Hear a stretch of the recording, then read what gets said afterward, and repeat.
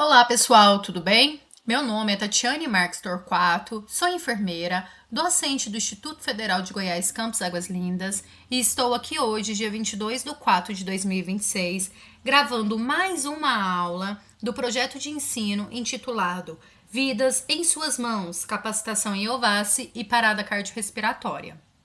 Bem, a aula de hoje vamos abordar a seguinte temática: os primeiros socorros em caso de parada cardiorrespiratória em crianças de 1 a 8 anos. O que você vai aprender hoje? Você vai aprender parada cardiorrespiratória em criança, os sinais e sintomas de parada cardiorrespiratória em criança, os cuidados ao prestar os cuidados, as manobras de reanimação cardiopulmonar em crianças e os passos para uma boa e eficaz RCP em crianças. Para iniciarmos, vamos definir o que vamos usar como definição de criança. Bem, o que é uma criança? Criança é o indivíduo que superou o primeiro ano de vida, ou seja, tem mais de 12 anos e se estende até os 8 anos de idade. Então, vamos usar aqui como definição de criança aquelas crianças de 1 a 8 anos de idade. Quais são as principais causas de parada cardiorrespiratória em criança? As principais causas são hipóxia, insuficiência respiratória, a falta de oxigênio, parada, que são as causas mais comuns. Doenças respiratórias como bronquite, pneumonia, covid. Ovace, que é a obstrução das vias aéreas por corpo estranho, que é também conhecido como engasgo, que pode ser ocasionado por objetos ou alimentos. O choque séptico, que é decorrente de uma infecção, ou choque hipovolêmico, que é decorrente de desidratação grave. Afogamentos e traumas, como acidentes diversos em piscinas, quedas, atropelamentos. Bem, então quais são os primeiros socorros, Quais são os procedimentos que devemos fazer em uma criança em parada cardiorrespiratória, em uma criança de 1 a 8 anos? Bem, a primeira coisa que precisamos fazer é reconhecer a parada. Então, para constatar uma parada cardiorrespiratória em uma criança, é necessário verificar 3 sinais. Primeiro, precisamos verificar a sua inconsciência. Então, temos que ver se a criança não responde aos estímulos quando chamada ou tocada. Ausência de pulso, vamos verificar o pulso também na criança. E aonde verificamos o pulso? Verificamos o pulso carotídeo, que é na região do pescoço, diferente da verificação do pulso lá em neonato e em bebês, que é no braquial. Então, em crianças, a gente verifica no carotídeo, Então, o pulso mais fácil de ser verificado é ali. E também vamos verificar a ausência de respiração. Vamos ver se ela insufla, o tórax, se sai ar pela boca, pelo nariz. Então, a ausência de respiração também é um sinal de que o paciente está em uma parada. A constatação da parada cardiorrespiratória, ela deve ser rápida, no máximo 10 segundos, para iniciar a RCP imediatamente. Após reconhecer a parada, a gente precisa acionar o serviço de emergência. E aí, podemos ligar, por exemplo, para o SAMU, que é o 192, ou o Corpo de Bombeiro, que é o 193. Ao ligar para o serviço de emergência, precisamos informar algumas coisas, por exemplo, o nome do socorrista, o local do acidente, o número de telefone para contato, o que aconteceu, parada cardiorrespiratória reconhecida em criança em andamento, a quantidade de socorrista no local, exemplo, estou sozinho ou estamos em dois, e solicitar o desfibrilador externo automático, se houver disponível. Um exemplo prático de chamada: meu nome é Gustavo Victor, estou na rua Santos Dumont, número 4, próximo ao Café Central. Meu telefone é 61 12345 6789. Estou atendendo uma parada cardiorrespiratória em uma criança de mais ou menos 7 anos. Estou com meu irmão auxiliando. Vocês têm ideia disponível? Bem, então após reconhecer a parada, ligar para o serviço de emergência, enquanto o serviço de emergência se desloca para a ocorrência, a gente precisa iniciar os primeiros socorros. No caso da criança, a gente inicia com as compressões. Então, em criança é CAB, diferente do neonato e do bebê, Então, aqui nós vamos iniciar com as compressões. Então, posicione a criança em uma superfície plana e rígida. E como que a gente faz as compressões? A gente vai colocar a base hipotenar de uma das mãos na região do tórax, no centro do peito da criança. A gente pode utilizar uma mão ou 2 mãos. vão depender do tamanho da criança e da força do socorrista. Então, como que é feita a técnica das compressões?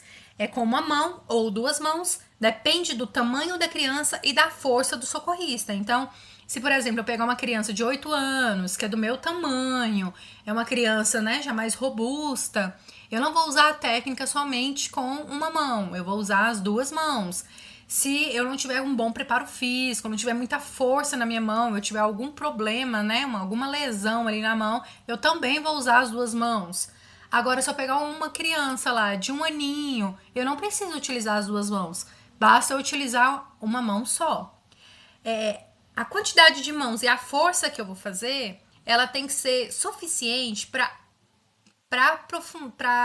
abaixar o tórax da criança em cerca de 5 centímetros. Então, por exemplo, se eu tô vendo ali que não tá abaixando o ideal, eu posso colocar a segunda mão, então vou usar as duas mãos. Agora, se eu vejo com uma mão só, eu já estou abaixando o peito da criança cerca de 5 centímetros a cada compressão, então ela tá sendo eficaz. Então, se eu não tiver nada para ventilar a criança, eu somente vou fazer as compressões. E quantas compressões por minuto eu preciso fazer numa criança? De 120 compressões por minuto, tá? Então, eu vou fazer 120 compressões por minuto ali e pronto. Mas eu tenho algo para ventilar, ou eu quero fazer a ventilação boca a boca. Então, a gente vai depender da quantidade de socorrista que você estiver. Se você estiver sozinho e você tiver equipamento para ventilar, ou você vai fazer a ventilação boca a boca, você tem que fazer 30 compressões para 2 ventilações. Então, você vai fazer 30 compressões e 2 ventilações. 30 compressões e 2 ventilações. Se você tiver com 2 socorristas, então você tiver com alguém, vocês vão fazer 15 compressões para 2 ventilações. Então, enquanto um está comprimindo, o outro está ventilando. Quando passar 2 minutos, vocês vão trocar. Quem estava na ventilação vai vir para a compressão e quem estava na compressão vai vir para a ventilação. Caso não seja possível realizar a ventilação por falta de equipamento, insegurança ou impossibilidade técnica, faça apenas compressões torácicas, que são 120 compressões por minuto. Então, vamos voltar aqui só para a gente tentar absorver mais informações. Então, primeiro, a compressão em criança, ela é feita com uma ou duas mãos. Vai depender do tamanho da criança e da força do socorrista. A quantidade, a profundidade que devemos abaixar o tórax da criança é cerca de 5 centímetros. Então, o tórax da criança tem que abaixar cerca ali de 5 centímetros a cada compressão. O ritmo e a proporção, né? Então, se eu tiver sozinho e eu não vou ventilar essa vítima, eu vou fazer somente as compressões. Essas compressões têm que ser em cerca ali de 120 compressões por minuto, até eu chegar à exaustão, ou até o serviço de emergência chegar, ou até a vítima responder, voltar ao pulso, né? Voltar à consciência. Então, a gente vai fazer essas compressões até que aconteça isso. Mas se eu tiver dispositivo para ventilar a vítima e eu estiver sozinho, eu vou fazer 30 compressões para 2 ventilações, até que o serviço de emergência chegue, ou até que a vítima retorne à sua consciência, ou até que chegue outra pessoa e reveze comigo. E aí, se chegar outra pessoa, se a gente estiver em 2 socorristas, aí a relação de compressão e ventilação vai mudar. A gente vai mudar para 15 para 2. Então, a gente vai fazer 15 compressões e 2 ventilações. E aí, a cada 2 minutos, vamos trocar. Quem estava na ventilação vai para a compressão e quem estava na compressão vai para a ventilação. Bem, então, continuando. Após fazer as compressões, eu vou abrir as vias aéreas se eu for ventilar, né, essa vítima. Então, antes de ventilar a criança, há um procedimento a ser realizado, que auxilia na passagem do ar. Então, vamos posicionar a cabeça da criança. Coloque uma mão na testa e a outra no queixo e incline levemente a cabeça para trás, só o suficiente para o queixo ficar um pouco mais alto que o peito. Um cuidado importante: a inclinação ela deve ser cuidadosa. Tome cuidado para não inclinar demais, para evitar lesões. E aí, fiz as compressões, abri vias aéreas e agora nós vamos ventilar a vítima. Então, na criança, a ventilação ela é o último passo do ciclo CAB. Então, a gente começa com compressão, depois a gente abre as vias aéreas e depois a gente faz a ventilação. E quando o DEA chegar, a gente desfibrila, tá? Então, independentemente se o DEA chegou quando eu iniciei as compressões, eu já coloco o DEA. Se ele chegou na hora da abertura das vias aéreas, eu paro tudo e coloco o DEA. Então, o DEA, ele é primordial. Assim que ele chegar, a gente precisa utilizar. Se o socorrista ele decidir que irá ventilar a criança no socorro e tiver disponibilidade para isso, ele pode usar as seguintes técnicas. Ele pode utilizar máscara e bolsa, que é o famoso ambu, né, que ele é ideal e eficaz, que aqui a gente vê no desenho. Também pode ser utilizado a máscara pocket, né, que é uma alternativa prática e segura. E também pode ser utilizado boca a boca, né, que é o último caso, se não houver equipamento, pois pode representar um risco para a saúde do socorrista. Se o socorrista ele possui conhecimento do histórico da saúde da vítima e esta for saudável, é seguro que ele faça então a respiração boca a boca. Então, se o socorrista decidir pela respiração boca a boca, ele pode fazer, tá? Mas se ele não quiser fazer a ventilação boca a boca e se ele não tiver dispositivo para ventilar aquela vítima, ele pode ficar somente nas compressões. Agora nós vamos ver um vídeo curto que ele vai mostrar como deve ser os primeiros socorros em caso de parada cardiorrespiratória em criança. Vamos falar agora um pouquinho sobre como é que a gente atende uma criança? Olha só, primeira coisa, sempre nós temos que fazer os 4 passos que salvam vidas. Primeiro passo, reconhecer a parada. O local está seguro. Ei, Juninho, criança, menino, ei, não responde. Você ligue para o 92 e traga um DEA. Abre a via aérea aqui para checar o pulso carotídeo, não menos do que 5 segundos, não mais do que 10 segundos.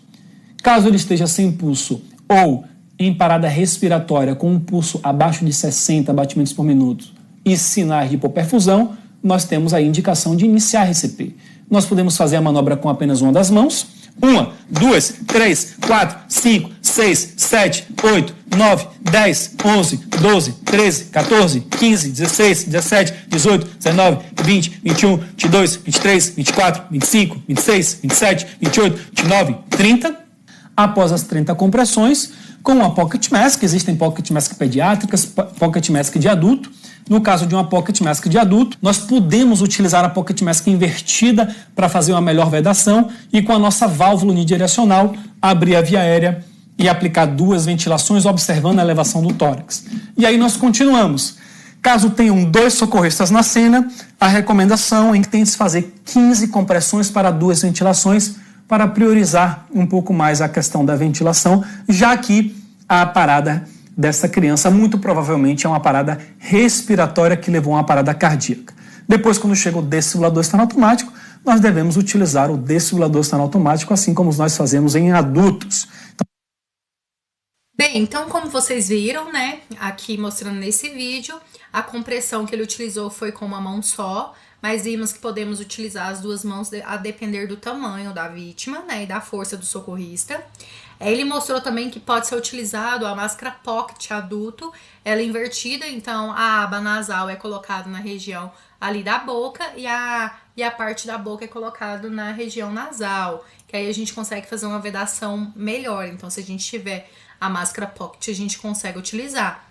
E aí também tem o DEA, lembrando que em crianças a gente tem que utilizar a pá do DEA, né, pediátrico, então a gente utiliza lá das crianças, então a pá ela é um pouquinho menor e a gente acopla lá no DEA e utiliza também, tá? Então a gente utiliza o DEA assim que ele chegar, porque ele vai verificar se o ritmo é chocável ou se o ritmo não é chocável, tá bom? Bem, aqui tem algumas referências que foram utilizadas, tá, para preparar a aula. Obrigado mais uma vez por participar do projeto de ensino intitulado Vida em Suas Mãos, Capacitação em OVAS Parada Cardiorrespiratória. Esse material ele foi produzido pelo aluno do curso técnico em Vigilância em Saúde, Rafael Fernandes Alves, e sobre a minha supervisão, né? Agora vocês podem reassistir a aula caso desejarem e fazer a atividade, né, do questionário já disponível lá no Moodle. Um grande abraço, até a próxima aula.